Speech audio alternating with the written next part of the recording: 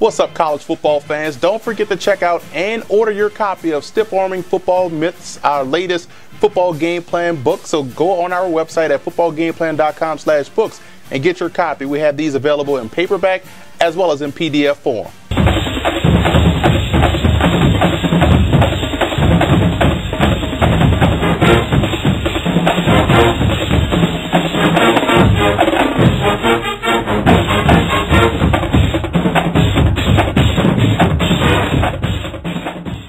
Now let's look at some coaching points for both teams in this ball game. And for CSU Pueblo, no matter the quarterback of Minnesota State, just do your job. You're going to see two different quarterbacks in this ball game for the Mavericks, and it doesn't matter who's back there at the helm.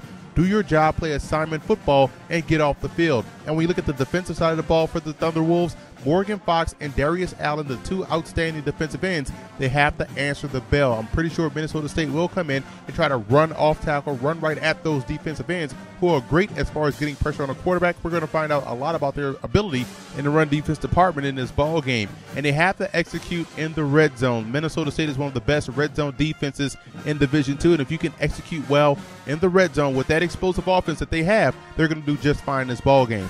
And for the Mavericks in this ball game, mission number one is stopping their outstanding tailback, Cameron McDonald. This guy has over 1,900 yards rushing, and I'm pretty sure the Thunderwolves will come in and try to feed him the football. And that ties right into my second point. The linebackers of Minnesota State have to stay in attack mode. They're solid within the front seven as far as playing behind the line of scrimmage, playing at the line of scrimmage, and making impactful plays. I think this is a big key for this game. Those linebackers of Minnesota State doing their job, not only versus the run, but in the passing game at that intermediate level. And offensively for the Mavericks, I would keep Dorian Buford, the wide receiver, on the move. Line him up at X, at Z, in the slot, tight to the line of scrimmage. Keep him on the move. That's just going to frustrate that CSU Pueblo defense. The biggest X factor in this ball game for the Thunderwolves will be the play of their offensive line. You're going to see a lot of shifts, a lot of movement up front. They're very athletic, and they're going to need to be athletic versus a stout group that wants to play downhill. And the movement of the offensive line will only open the defense up to trap plays, counter plays. So I think the play of the offensive line and what they're able to do from an athletic standpoint can do a lot of damage to Minnesota State's defense. And the biggest X factor in this game for the Mavericks will be the play of their secondary. They've picked off 25 passes as a defense this year, so they're active on the corners, they're active at safety, and I do believe at times the accuracy of the ball placement of Chris Bonner, the quarterback of CSU Pueblo, can be a tad bit off, so there's going to be opportunities to make plays on the ball. And also, the Mavericks will need their cornerbacks to be an active participant in the run defense department.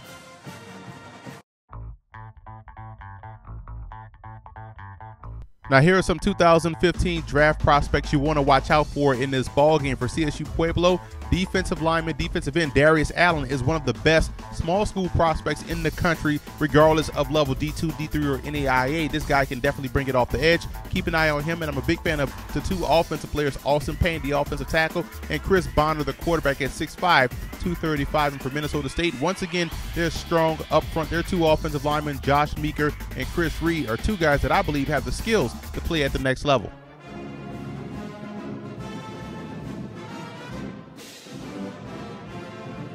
Current head coach John Riston is definitely a campus legend. He was charged with the task of restarting the CSU Pueblo football team that had been dormant from 1985 to 2007. So in 2008, they hired him as a head coach, and the Thunderwolves went 4-6 that season and haven't had a losing season since. In the last 3 years, they went 11-1, 12-1, and 11-1 in 2013. And this year, they're sitting at 13-1. And all 4 years, they've won the conference championship.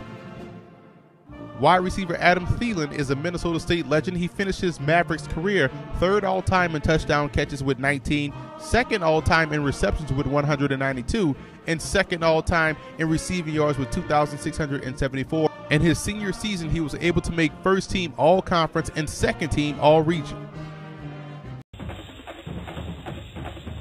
I like the Mavericks in this ball game. Offensively, we know they can run the football. They do have a two-quarterback system, but I think this game will be won by the Mavericks defense and what they do within the front seven. They can stop the run. Their linebackers are active on both ends of defense, and I think they'll do a great job in slowing down the CSU Pueblo offense.